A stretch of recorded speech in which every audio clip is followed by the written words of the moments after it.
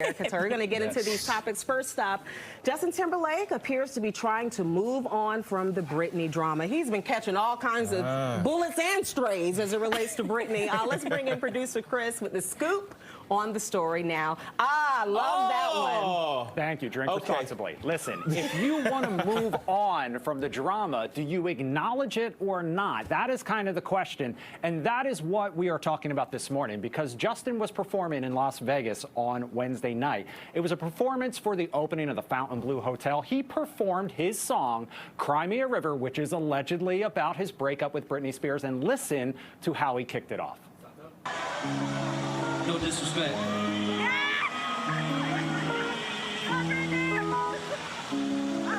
But ain't we all just entertainers? Think I'm stupid. They can say us. Yeah, we all just entertainers. You are my sun. You are my bird.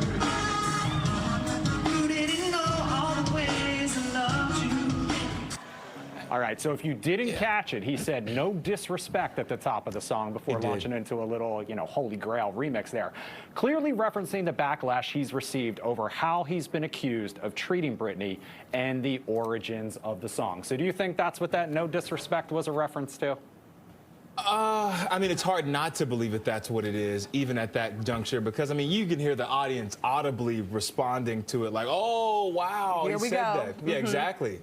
I don't know. It sounds like it was directed at something, maybe not Britney. I mean, he's made his money off of the song. It was a huge hit, still is in many parts. I don't think that little tidbit off the top means much. He just don't want to upset her fans even more than he already has. Right, Katori? So do you play the song? Yes, absolutely. That's a huge part of his catalog. I think you got to perform it. But I think you know the response you're going to get, though, when you do. Now, I am justified all day in the car with me, but I will tell you this.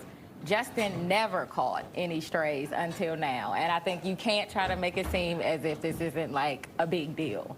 This song, we now know, is not how you said it was. So if he's catching strays, catch him.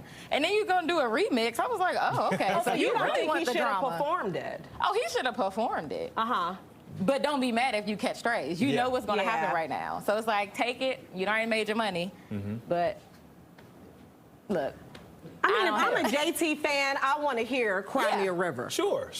But I feel that the no disrespect at the beginning of the song it made it too really much. set the stage for people to look at this and say, well, there is a little bit of disrespect involved with this. How do you feel? Yeah, I mean, that's exactly what well, there you go. That's a better way of saying it. That's exactly what I mean. It's like, that's your song, play your song, but you have to know if you're going to say no disrespect, then you clearly open it up for disrespect.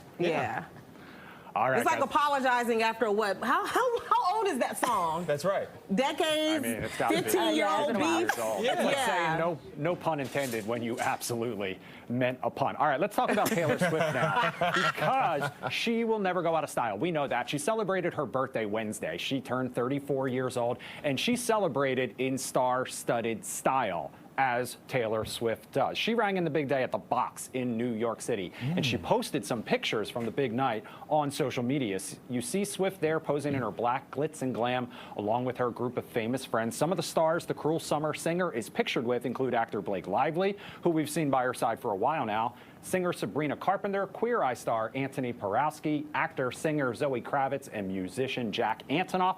Swift's boyfriend, however, Chiefs tight end Travis Kelce, nowhere to be found. He was not there for this party. Not in any of the pictures, to be fair. He did have a mandatory practice Wednesday in Missouri, Kansas City. Can't miss that for the birthday.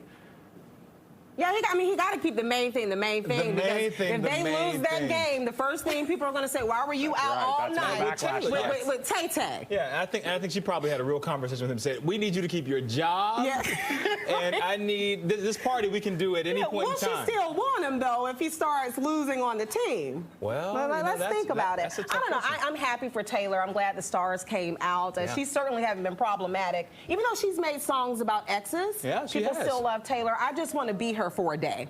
What does it feel like to be? I was thinking the same thing. I was like, ooh, to be a fly on the wall at this party. Kayla, you 34, I'm 31. Yeah, that's we the can have invite some list fun. I need I'm to like, get let me on. come to that party. But let me ask you this. How would you feel if your significant other didn't show up at your 34th birthday party because they had to work?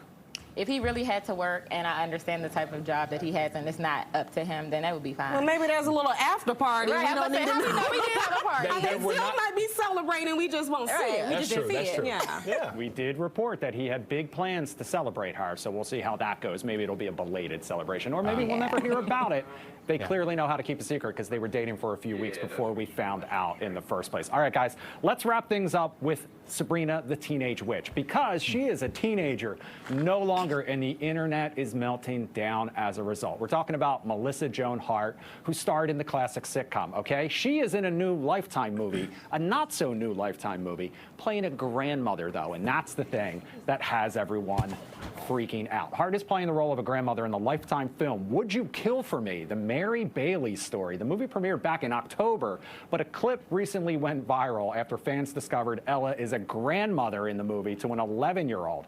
Fans sounded off online. One wrote, "I feel attacked. Melissa Joan Hart is a grandmother. I'm pretty sure she's my age." Another wrote, "We are not subscribing to Melissa Joan Hart as a grandma. Signed, every 90s kid." Melissa Joan Hart is 47 years old, by the way. But get this, guys. She's not the only grandma we're talking about this morning.